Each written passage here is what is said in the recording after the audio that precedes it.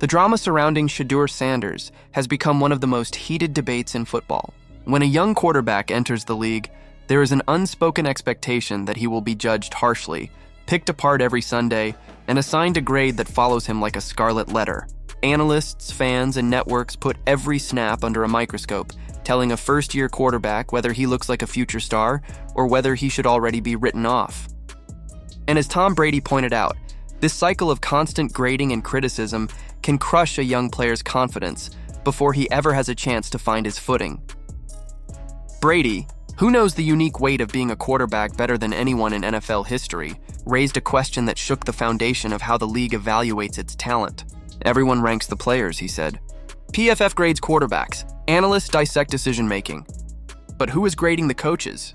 Who is ranking the offensive coordinators, the quarterback coaches, and the systems that supposedly develop these young men? Brady's critique was simple but devastating. If you could rank quarterbacks from 1 to 32, why not rank the men responsible for guiding them?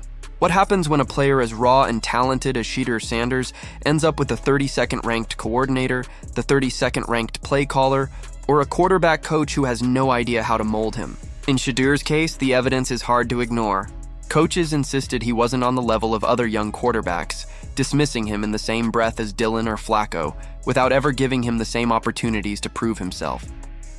Brady questioned whether these coaches had ever truly invested in him, whether they had given him the reps with the starters, whether they had walked him through the complexities of the offense, whether they had done the job of teaching instead of simply judging. His answer was damning.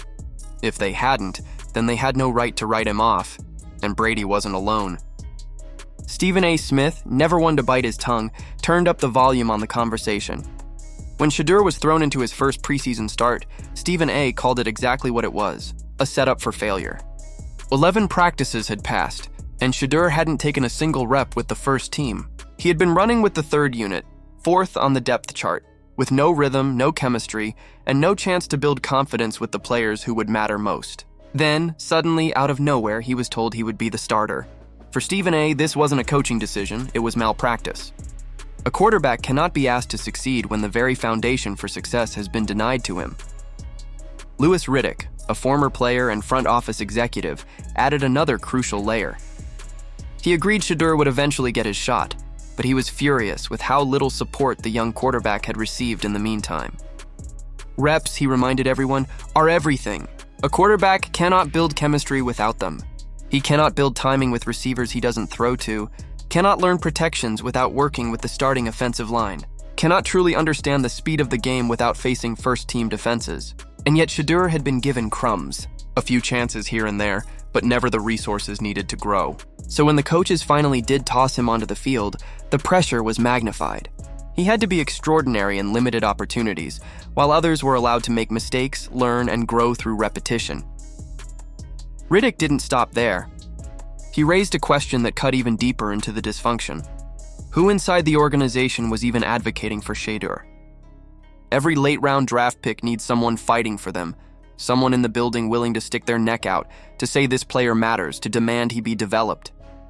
Without that champion, young players drift into obscurity, and with Shedeur, Riddick admitted, it was unclear who had even stood up for him on draft day. Was there anyone in power who truly believed in his future, or was he just another name handed to a coaching staff with no plan to use him? Then came the moment that ripped the curtain away. Jimmy Haslam, one of the top executives, admitted casually that he hadn't even been involved in signing Shedeur Sanders. He left it entirely to the coaches. He had no vision, no investment, no sense of ownership in the decision. To Stephen A. Smith, this was not just ignorance. It was a declaration that the system had been rigged against Shedeur from the very beginning.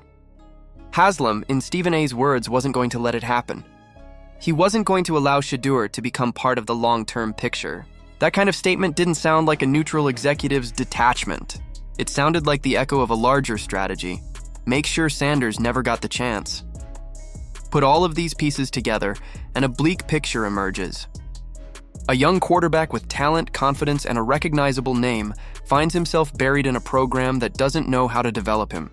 Coaches contradict one another, some claiming they want to evaluate him while others barely acknowledge him. He is denied first-team reps, denied time to build chemistry, denied the kind of nurturing environment that every rookie quarterback needs. Then, When he struggles under impossible circumstances, the narrative is spun that he simply wasn't good enough.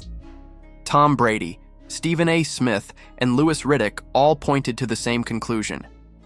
This isn't about Shedeur Sanders' ability alone. This is about a broken system. A system where coaches are not held accountable for their failures, where executives wash their hands of responsibility, where the environment designed to nurture young talent instead chews them up and spits them out. Shedeur's case is not just one story. It is a symptom of a larger disease inside football organizations. And that raises a critical question. How many quarterbacks have we already lost to this cycle? How many players, buried on depth charts, mismanaged by incompetent coaching staffs, written off before they were given a real chance, could have been stars if the system had worked in their favor? Tom Brady himself was a 6th-round pick who might never have seen the field if not for the injury to Drew Bledsoe. What if his coaches had dismissed him after a handful of awkward reps? What if there had been no one inside the building willing to fight for him? Would the greatest quarterback of all time have been lost to the same broken machine that now threatens Shedeur Sanders? The tragedy here isn't just about one player. It is about the culture of football. Teams demand accountability from their players while excusing the failings of the men responsible for guiding them. They demand greatness from young quarterbacks while handing them the tools of failure. And when the inevitable happens, they shrug, say he wasn't good enough, and move on to the next name. For Shedeur Sanders, the fight is far from over. His story is still being written, but the obstacles in front of him are bigger than any defense he will ever face on the field. They are systemic, structural, baked into the very fabric of the NFL's development pipeline. To overcome them, he will need more than talent. He will need someone inside the building willing to believe, willing to give him the chances that so far have been denied. Without that, even the most gifted young quarterback can be doomed before his career truly begins. The question now is simple. Will the league learn? Will organizations begin to hold coaches to the same standard as the players they critique? Will executives take responsibility for the decisions they make instead of deflecting blame? Or will more young quarterbacks find themselves set up to fail, sacrificed not because of their shortcomings, but because of a system unwilling to change? The answer may determine not only Shedeur Sanders' future, but the future of every young quarterback who dares to dream of leading a franchise. Because at the end of the day, this isn't just about talent. It's about opportunity, support, and accountability. And until those things change, the next Shedeur Sanders may already be walking into the same trap. So what do you think? Can a player truly succeed when the system itself is designed to hold him back? Is it fair to demand greatness from quarterbacks who are never given the right foundation? Should coaches and executives be graded with the same ruthless consistency as the players they judge? Drop your thoughts in the comments below, and let's talk about how we can fix the cycle before another young star is lost. And if you want to keep up with stories that reveal the truth behind the headlines, make sure to like this video, subscribe to the channel, and hit that notification bell so you don't miss what's coming next.